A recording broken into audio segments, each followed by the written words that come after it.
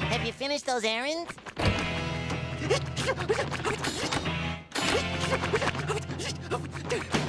Have you finished those errands? Have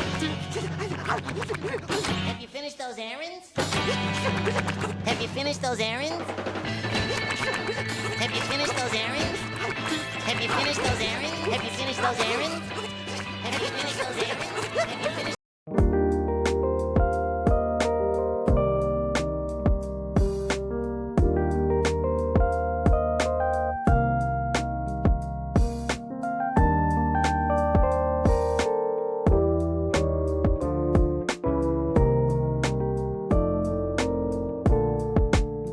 All right, so it's closing time, but it's not closing time. We're here earlier than we normally are because there's still customers here. Today, we are going to be doing something a little bit different. Kind of. This is the first part of this episode. The second part will be normal install stuff that you guys are used to. We have this client all the way from New York. There he is over there. He brung his new to him Jeep Grand Cherokee. What year is this thing? 21. And we did a bunch of upgrades.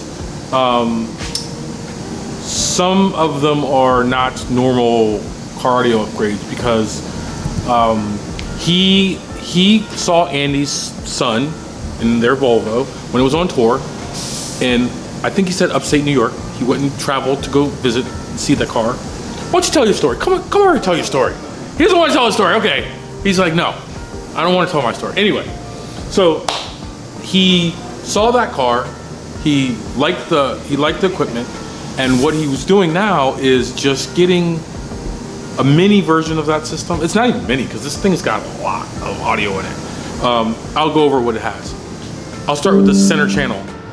So in the center channel, it has a GB25. It also has two GB25s, has mid-ranges in both A-pillars.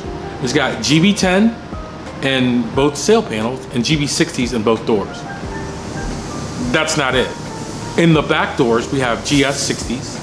In the back, the way back, because this is, like I said, this is going to be an up-mixed system, cross-mixed with the Mosconi, which means something a little bit different. In the way back, it has GS25s all the way in the back and a 10-inch jail audio sub.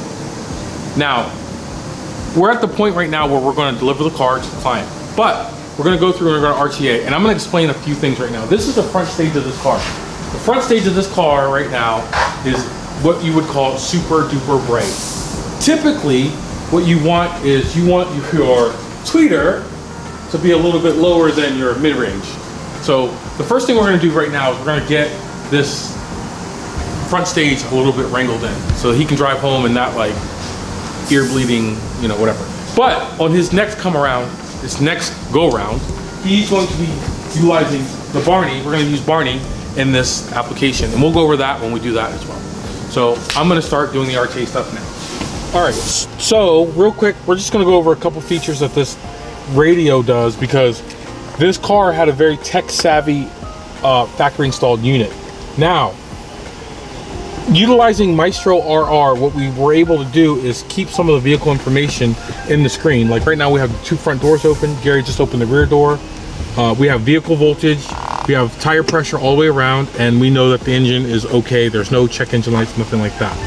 We can go further and go into different things that we want to add as far as what we're going to do on that screen, but we're going to go back. We're going to go to settings, and one of the things that this car had was some ability to turn on and off certain things that are already in this car.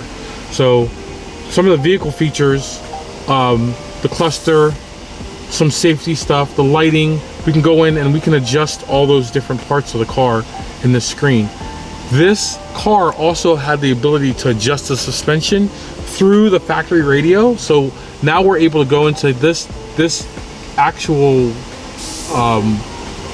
menu and change all the different parameters for the suspension stuff, right? So air suspension in this car, in order to change the tire, you have to do the jack mode. You have to put this car in a certain mode to jack it up, or else you're gonna just fuck shit up. The next thing that you're gonna be able to do, and all these features are things that you could do in the factory radio. This is all gonna allow us to do it after changing the radio.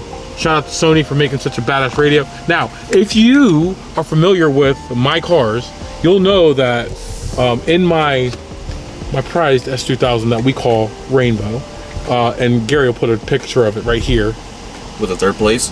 Third place, yeah.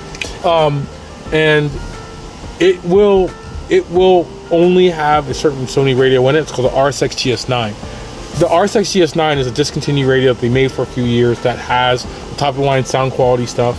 It's not CarPlay, it doesn't have any, the screen sucks. It's a pretty looking radio, but it doesn't have CarPlay, and it doesn't do a lot of different things that like this unit will do. So for guys that were into high-end audio like this gentleman, you can see we did some custom pillars for him. Like this gentleman, we wouldn't be able to add that radio to this car because you'd lose a lot of features. We would have to add it as a secondary part and stuff like that. But luckily, Sony has this 9500 and the AX9000, both ES parts that were able to keep all those features. You can also do it with the AX6000, the AX4000, and the AX3700 that's coming. All those things will be able to keep. So just in case you just wanted to upgrade the radio in your car and you had some features, if you have Maestro compatibility, all that stuff will work in this unit. So with that being said, we're gonna go work on the Tesla. You're doing that thing again. No, I thought you had more things to say. You're doing the thing again. That's what you're doing. You're doing, every time I'm done, you're supposed to cut. Like it was like a cut. I don't have to say cut. You should just like know that's cut time. No. You just need to say cut. You didn't say cut. I never say cut.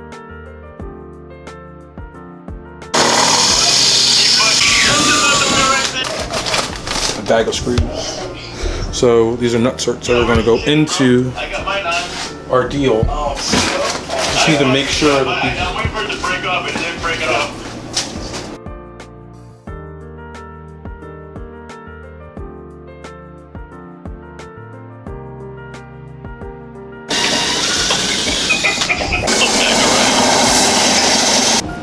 All right, so I just tested this nut cert to make sure that this thing would go in where we want it to. So basically, when we take this apart, it will go back into the same exact space every time. Every time, Gary. So I put it all together.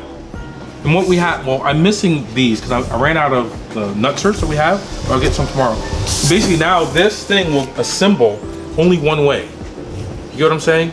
So now when we put this in the car, we're gonna assemble this.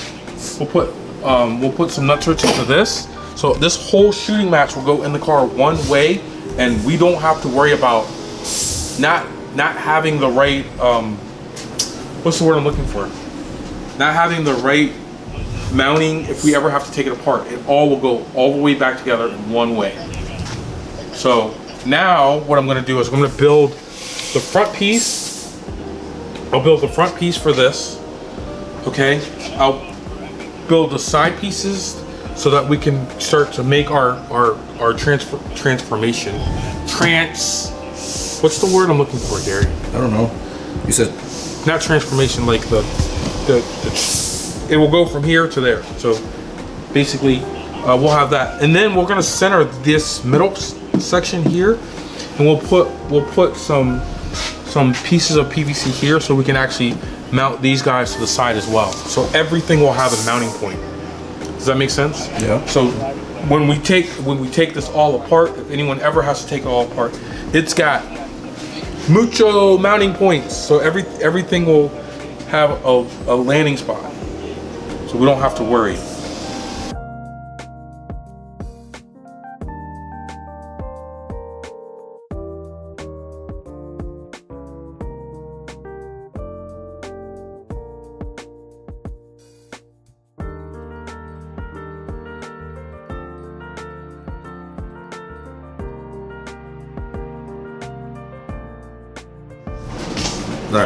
All right, so we're at the start of the amp rack cover.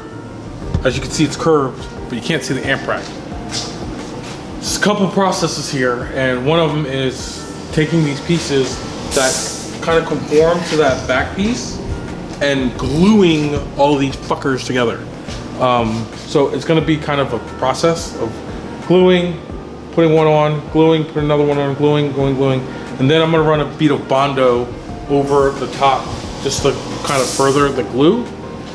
I'll remove it from the car. I'll make a piece of PVC that's the same exact shape as what's there, and I'll laminate that. So what I'll do is I'll put a bunch of glue on the back of this and just roll it over the thing. Well, before I do that, I'll sand it. I'll take that piece, I'll laminate the entire piece so that way it's nice and flat. I can sand a piece of PVC and make it flat and roll around that whole piece. Then we'll make our window. We might make our window before, but we'll see. We'll make our window that's gonna like emulate some of the stuff that's already in here to show the amp rack and stuff. And I'll probably end up doing the window now. I'll probably end up cutting the window piece by piece and putting it all back together in the car, and then laminating it, and then rolling it over, and then taking another piece of acrylic and bending that so that we have another trim piece that bends on the inside. And then I will cover one side. I think what we're gonna do is we got some suede accents in here. We'll have some of that suede accent come around the side like so, just so it ties the rest of the car in. You know, we want to tie all the elements that are back here together, including some carbon fiber and, you know, all that other shit. So what I'm gonna do, like I said now, is figure out the center of this piece, which I'm pretty close to looking at right now. Figuring out what shape would make the most sense. So I'll probably figure out a shape that we already have in the amp rack, or in the, what's that shit called? Sub-enclosure. Make it as big as we can here, just because, so it's big and spreads up. So imagine this shape. It would come around like this, come up, over, and back down, right? So as big as we can, so that we have a huge window, huge viewing area, and you can see a lot more of the amp rack and all that stuff going on in there.